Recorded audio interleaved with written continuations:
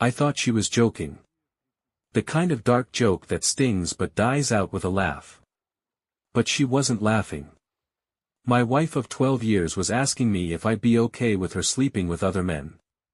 It started on a Thursday. Not a dramatic night. No storm overhead. No ominous music in the background. Just the dull hum of the fridge, the sound of a cheap corkscrew twisting into a bottle of Pinot, and the clink of 2 glasses on our kitchen island. Andrea always had a way of smiling before she delivered a blow. Not out of malice, at least not consciously. But I'd come to recognize the pattern. That quiet smirk, the way her shoulders squared like she was ready for combat. "Rob," she said, swirling her wine like she had something elegant to say. "I've been thinking. About us. Our marriage. 12 years together. No kids, not by choice, just timing and a few silent miscarriages we never fully grieved." I looked at her and waited, already feeling a tightness in my chest. "I feel like I'm missing a part of myself," she continued. "I want to explore something.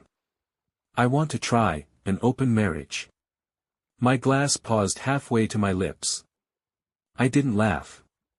Didn't cry.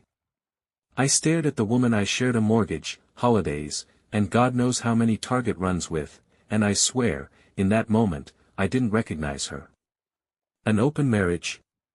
I repeated, the words clanging out like a busted muffler. Andrea nodded, almost too quickly. "It's not because I don't love you. I do. This isn't about us not working. It's about me needing to grow." I leaned back in the chair, stunned. It wasn't like she caught me off guard with a request to take salsa lessons. She was asking me, inviting herself, to step outside the bounds of everything we'd built. And maybe it was the way she said it. Clean. Practiced. Like she'd already had the conversation, maybe with someone else. "I need to know what this means for us," I said. My voice didn't crack, though I felt like it should have. "Are we still sleeping together while you're exploring this growth of yours?" Her lips parted, then closed. She didn't answer. That silence told me everything I needed to know. The next few days were mechanical. She stayed in our guest room. I told her I needed time to think, and she gave it to me, but not without texting more often than usual. I noticed the name, Matt, popping up more than once on her phone, a name I hadn't heard her mention before. I spent those nights walking through our neighborhood, around the lake, sometimes into diners just to sit and pretend I had somewhere to be. I wasn't ready to leave, not yet. But I wasn't sure how to stay either. The part that stung wasn't just the proposal. It was the way she spoke, as if it were reasonable. As if wanting something more meant I had to accept less. So I gave her my answer. Saturday morning. I brewed her favorite coffee, laid out her favorite. Not a husband being put on emotional standby, just a man, seen and heard. Back home, Andrea's name lit up my phone. "Hope you're okay." I didn't answer. There was nothing left to say, not yet. Instead, I updated my dating profile. Not out of revenge. Just clarity. Over the next week, something shifted. I went back to the gym. Bought clothes that actually fit. Got drinks with old friends. Even had one tell me, "You look like you've woken up from something." Yeah. I had. Andrea kept texting. Not every day, but often enough. She never mentioned who she was with. I think she was waiting for me to ask. I didn't. I could tell she didn't expect that. Then came the night she showed up at the house. I'd just gotten back from dinner with Claire. No affair, no secrets, just good food and a good woman who actually looked me in the eye. Andrea was waiting on the porch. "I didn't think you'd be home this early," she said. I wasn't. She followed me in, uninvited. "You seeing someone?" she asked, trying to sound casual. I didn't flinch. "You wanted space. You got it." She blinked. I didn't think you'd say yes to the open marriage. You thought I'd sit here and wait. Her eyes welled up. I miss you. I studied her for a moment. I know, I said. But the part you missed is. I don't need you to miss me anymore. Her lip trembled. You're not the one calling the shots now. Andrea's visit shook something loose. Not in me, but in her. The next morning, she sent another text. Last night. I didn't expect that version of you. That version of me. Like I'd become someone new. In truth, I was just remembering who I used to be before I got used to being sidelined. I left it on read. Claire and I had coffee again that Friday. I told her a little more about Andrea. Not everything, just enough to feel honest. She stirred her drink. You're still married? Technically, I admitted. Claire didn't flinch. And emotionally? I paused. Not anymore. She nodded like she already knew. You're easy to be around, she said. Calm. Solid. That's rare. I smiled. I forgot I could still be seen that way. That weekend, Andrea called. Not text. Call. I've been thinking, she said. This isn't how I imagine things. I leaned back in my chair. How did you imagine it? I don't know.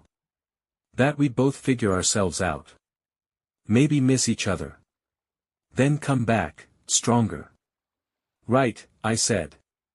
Except now I know what being missed actually feels like. She went quiet. Then, have you slept with anyone? I let the question hang. I've met someone, I said simply. And it reminded me what being wanted feels like. Without conditions. Andrea's breath hitched. That was fast. No faster than you asking for an open marriage, I said, calmly. This is the part you didn't expect, right? That I'd land on my feet. The calls kept coming after that. A few days later, she asked if we could meet for dinner. Just to talk, she said. I agreed. Curiosity, I guess. We met at the same restaurant where she first dropped the bomb. She even wore the same dress. I don't know if it was a power play or nostalgia, but it didn't land either way. Rob, she said softly, I think I made a mistake. You think? I replied, dry. I didn't expect to feel this, alone. I raised my glass. Welcome to it. She tried to touch my hand halfway through the meal. I let her, for a second. Then pulled it back. I'm not angry anymore, Andrea, I said. That's not what this is. But I've started something I didn't know I needed. Her eyes searched mine. Do you still love me? I loved the version of us I thought we were. But that version doesn't live here anymore. Her face dropped. And maybe, I added, you were right. We needed space. I just don't think you expected me to use mine this well. Andrea texted the next morning. I couldn't sleep. I keep thinking about what you said. I didn't answer. I was sitting in Claire's kitchen, sipping black coffee while her boys argued over cereal in the next room. She smiled at me from the stove, like I'd always been there. You okay? She asked. I nodded. Yeah. Actually, yeah. A week passed before Andrea knocked on the door again. She looked rough, like she'd been crying or hadn't slept. Maybe both. I'm not here to fight, she said. I just need to talk. I let her in. Out of courtesy, not curiosity. She stood in the living room like she didn't recognize it anymore. It feels different, she whispered. It is. Andrea sat on the edge of the couch. I ended it, with the guy I was seeing. If that matters. I didn't react. I thought I wanted freedom, she continued. But all I found was noise. Shallow conversations. People who didn't really know me. She looked at me, eyes glassy. But you did. Did, I said, quietly. Not sure I still do. We sat in silence for a minute. Then she asked, is there someone serious? I took a breath. There's someone good. Andrea swallowed hard. Better than me? Different, I said. She doesn't treat love like something to experiment with. The next part caught me off guard. I've been seeing a therapist, Andrea said. Trying to figure out what led me here.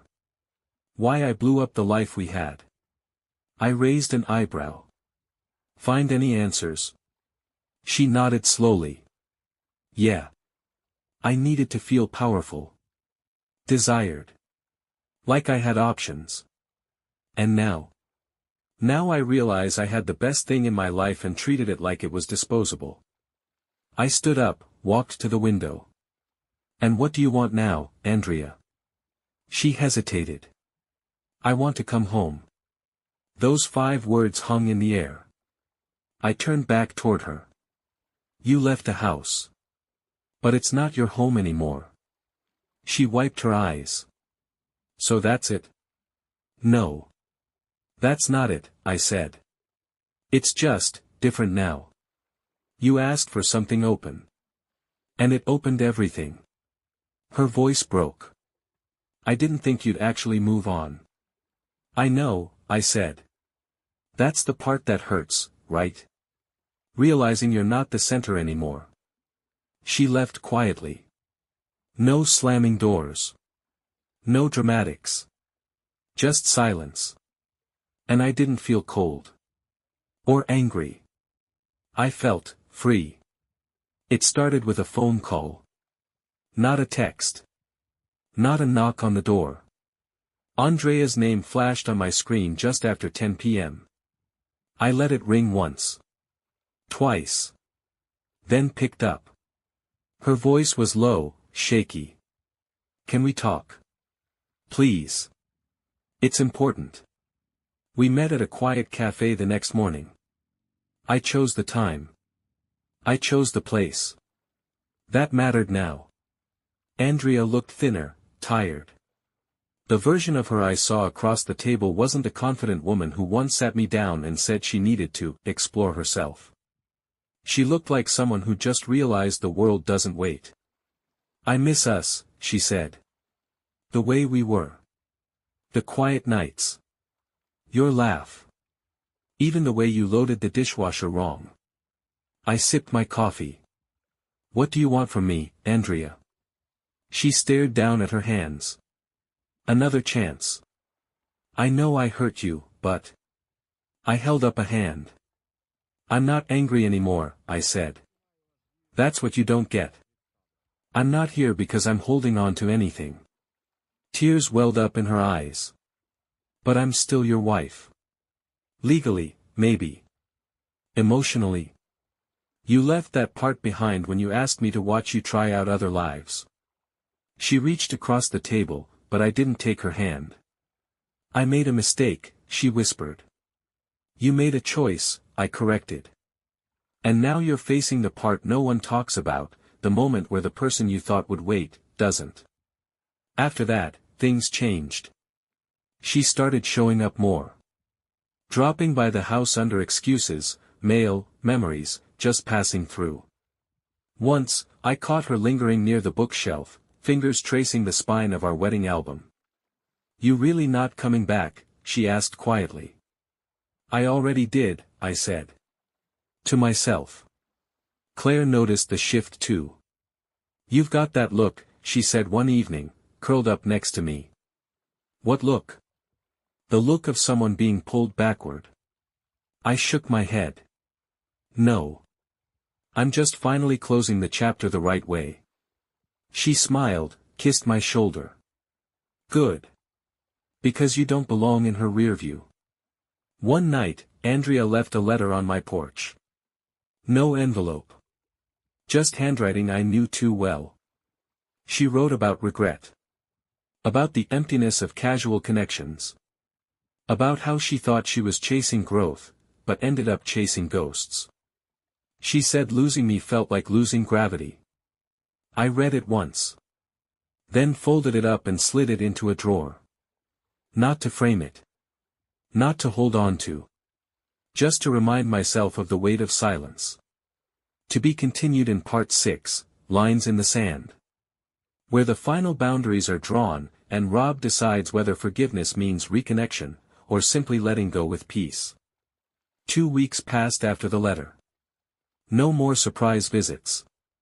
No late-night texts. Just quiet. I thought she might have finally accepted it. That maybe she was moving on, too. Then came the knock. I opened the door to find Andrea holding a box, old photos, trinkets from trips, a few letters I'd written back when I still believed forever was a promise. I didn't come to beg, she said, her voice firm. Good, I replied. Because that wouldn't work. She stepped inside slowly. I just want to talk. Really talk. No games. I let her speak. She told me therapy helped her see how selfish she'd been. How what she called freedom was really fear. Fear of being ordinary. Fear of becoming invisible. Fear that commitment meant missing out. I thought love was supposed to be exciting, she said. But I forgot the kind that actually lasts isn't always loud. It's steady. It shows up. I stayed silent. Then she asked it, the question we'd been circling for weeks. Could we ever find our way back? It should have been flattering. But instead, I felt calm. Like I'd already made peace with the answer long ago. I forgive you, Andrea, I said. I really do. She exhaled like she'd been holding her breath. But that doesn't mean I want the life we had. Her face fell. Why not? Because I had to become someone else to survive what you did. And I like who I am now. Tears welled up. So it's over. It already was, I said gently. We just hadn't buried it yet. We sat in the living room for a while, surrounded by old pictures. The life we built.